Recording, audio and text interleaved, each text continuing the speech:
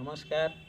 व्यक्ति परिवार एवं समाजर सुपरिवर्तन में सहायक होगा लक्ष्य नहीं आरंभ होता कार्यक्रम समाधान तरफर मु अजय भाई समस्त भाई भौणी को अभिनंदन जनाऊँगी।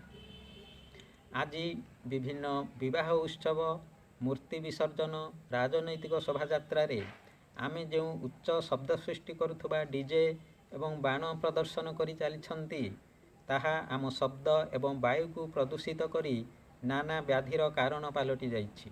शिक्षित होई मध्य आमे निजकू एपरी बदभ्यासरू मुक्त करि पारि नाहंती।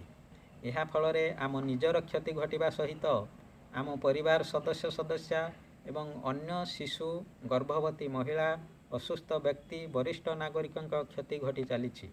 विभिन्न शिक्षानुष्ठान चिकित्सालय अदालत सरकारी बेसरकारी कार्यालय निकटरे डीजे बाणर व्यवहार जोगु छात्र छात्री असुस्थ व्यक्ति कार्यालयर कर्मकर्तांक कार्य संपादन रे व्याघात सृष्टि होता है।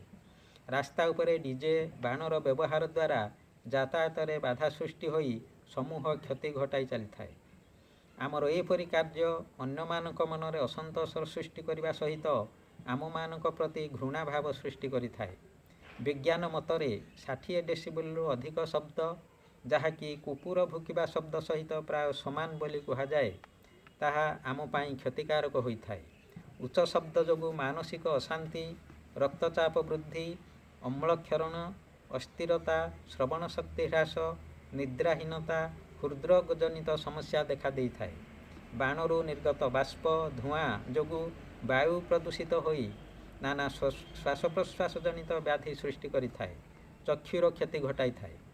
मान्यवर उच्च एवं उच्चतम न्यायालय विभिन्न समय एपरी डीजे बाण व्यवहार को नियंत्रण करने पाई निर्देश देइथिले मध्य पुलिस प्रशासन एथिप्रति ध्यान देउनथिबारु दिनकु दिन डीजे एवं बाणर दुरुपयोग वृद्धि पाई चलिछि। अन्यमानक सम्मुखरे निजर बड़पण देखाइबाकु जाई आमे जे निजर एवं समाजर क्षति साधन करि चलिछंती एवं अन्यमानक निकटरू घृणा अपवाद पाइबार पात्र होई पड़ुछंती ताहा आमे भूली जाउछंती। आमे चाहिले अन्यर क्षति न करिबा परी कम शब्द रे डीजे बजाई पारंती, कम शब्द करुथुवा कम संख्यक बाण फुटाई पारंती। तेबे समाजर सुपरिवर्तन चाहुथुवा भाई भौणी माने प्रथमे निजकू डीजे एवं बाणर व्यवहार ठारू दूर रखिबा सहित आईन अदालतर साहाय्य नहीं एहार नियंत्रण पाई उद्यम करिबा उचित।